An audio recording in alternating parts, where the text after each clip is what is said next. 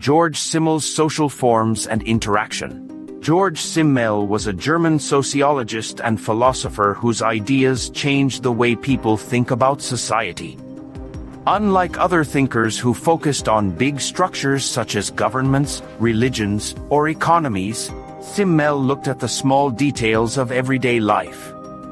He believed that society does not exist as a separate thing above people. Instead, it exists because of the continuous interactions between individuals.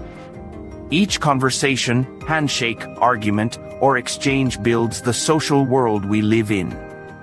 For Simmel, sociology was the study of these small but powerful patterns that connect people together. He introduced the concept of social forms to explain how human relationships take on particular shapes or structures. These forms include cooperation, competition, domination, conflict, and exchange. The fascinating part about them is that they remain the same even when the content of the relationship changes.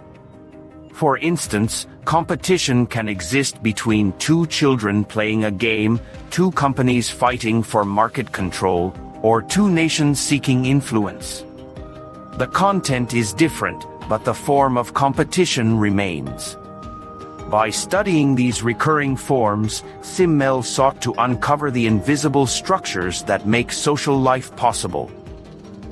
To him, society was not a fixed or static thing, it was a continuous process he called sociation. Through sociation, individuals connect and create groups, families, communities, and nations.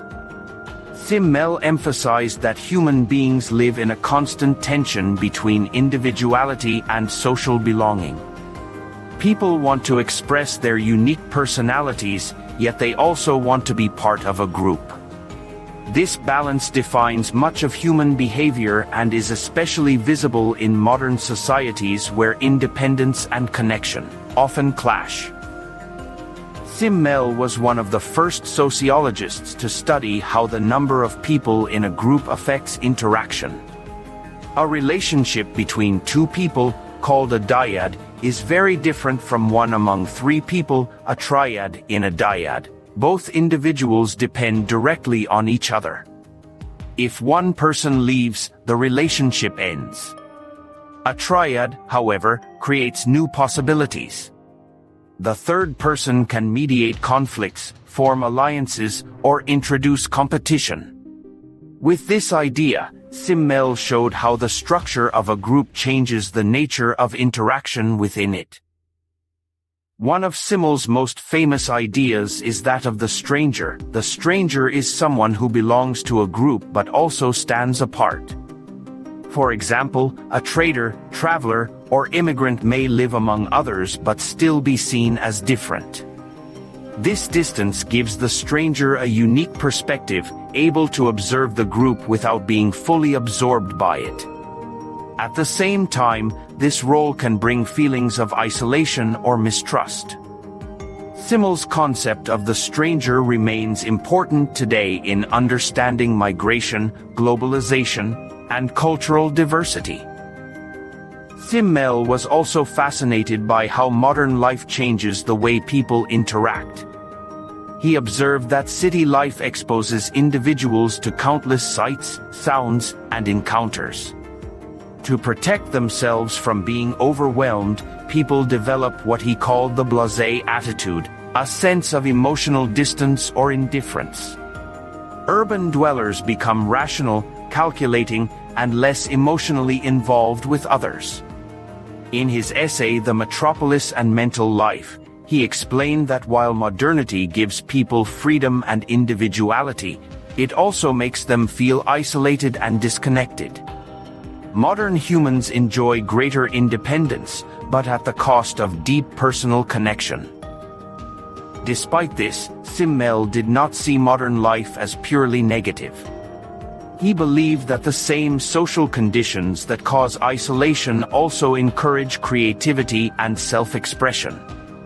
In traditional societies, people often followed fixed roles and customs. In modern societies, individuals can define themselves through personal choices, careers, and lifestyles. For Simmel, this dual experience of freedom and alienation was a defining feature of modernity. His idea of social forms also helped link sociology with other fields such as philosophy and art. Simmel believed that social life is a creative process, much like art. Just as an artist gives form to raw materials, people shape their relationships through interactions. These patterns of interaction, whether they involve love, conflict, cooperation, or negotiation, are what hold society together. Without constant social activity, society would dissolve. Conflict, according to Simmel, was not necessarily harmful. He argued that conflict can actually strengthen social bonds.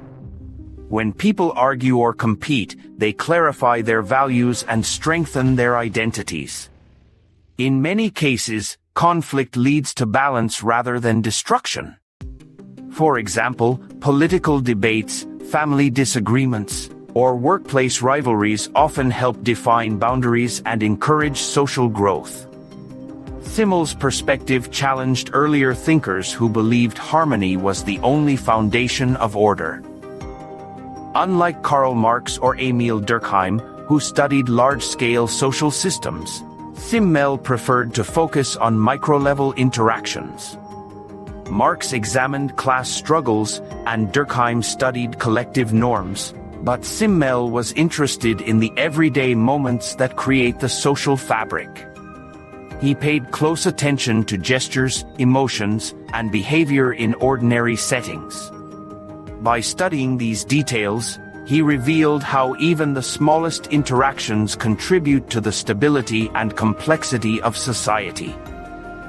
His work also offers a way to understand modern digital life.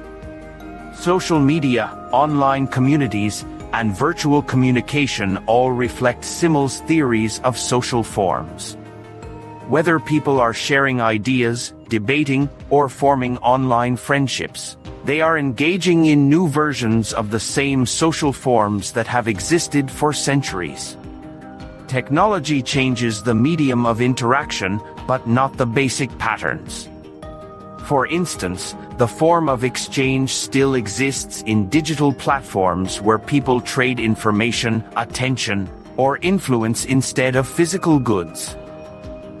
Simmel's contribution to sociology lies in his belief that society is made and remade every day. It is not a large machine that runs on its own, but a living process that depends on individual actions. Through interactions, whether friendly or hostile, cooperative or competitive, people continuously shape their social environment.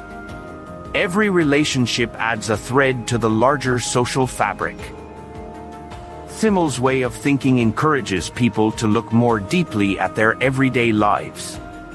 A conversation with a friend, a workplace meeting, or even a brief encounter with a stranger can reveal the workings of society. These moments are not random, they are part of a complex web of forms that connect individuals into larger systems. By understanding them, we become more aware of how personal behavior contributes to collective life. In conclusion, Georg Simmel's concept of social forms and interaction teaches that society is not something separate from people, it is created through them. His insights remind us that the simple acts of cooperation, competition, and communication are the foundation of social existence.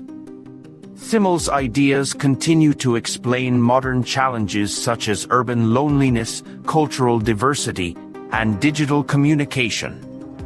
They show that even as technology and culture evolve, human connection remains the essence of social life. If you enjoyed learning about Georg Simmel and his view of social interaction, please remember to like this video and subscribe to the channel for more easy-to-understand discussions on sociological thinkers and ideas.